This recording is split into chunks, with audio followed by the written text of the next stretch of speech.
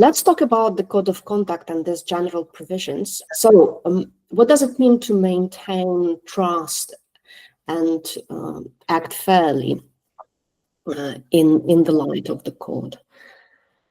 I mean, it's the general duty that we need to uphold to maintain the trust in the profession, really, as for all of us as solicitors, to act fairly, to treat people fairly and equally, illustrated by all of the points that we have on the slide as well.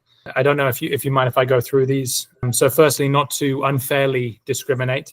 So that there are circumstances where it would be justifiable to discriminate. Has negative connotations, but I mean to make a particular decision, not necessarily based on prejudice, but to discriminate, to make a particular choice. But in this case, there is a prohibition against unfair discrimination. So to let your own personal views influence how you handle your professional relationships. So for example, maybe you have strong religious views which are against particular sexual orientations. You can't let that influence how you deal with people in a professional relationship. So it's not allowing the way that you have your own personal views to influence how you deal with other people when you're dealing with them professionally. There's no unfair discrimination. So it's definitely about protected characteristics, right? But can it actually go beyond? I think it could go beyond, but I mean, the most overt examples that I can think of would relate to protected characteristics, like religion or disability, political ideology, sexual orientation, gender, race, and so on. But we should be open-minded. Maybe there will be something else. So you have to, as Ray says, exercise your discretion and your analysis of the situation in order to come up with the decision if it's would it amount to unfair discrimination. That's when you treat people differently. Yeah. If there's not a professional reason for the discrimination, if it's not something that you can justify in a professional sense, then it may well be unfair. That's the question that I would be asking. Great. Let's move to point number 2.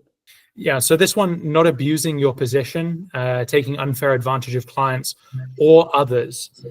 So there is also, I believe, it may be one of the outcomes or indicative behaviors in the previous handbook, but basically not abusing your position, not trying to influence people based, for example, on your qualifications, on your memberships, not exploiting a lack of knowledge on the part of someone else, either your client or any individual.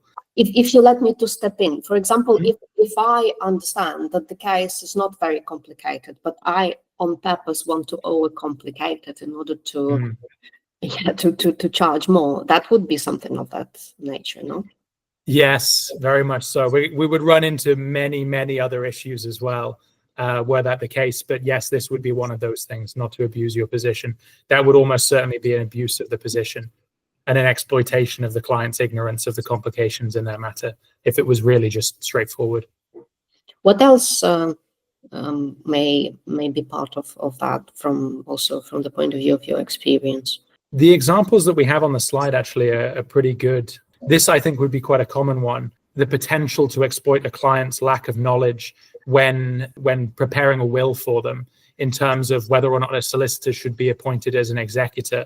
They may make an assumption or be led into believing that a solicitor should be appointed as an executor, which is not an uncommon practice, but it's certainly not a requirement. So it would be fair to make them aware that that is the case.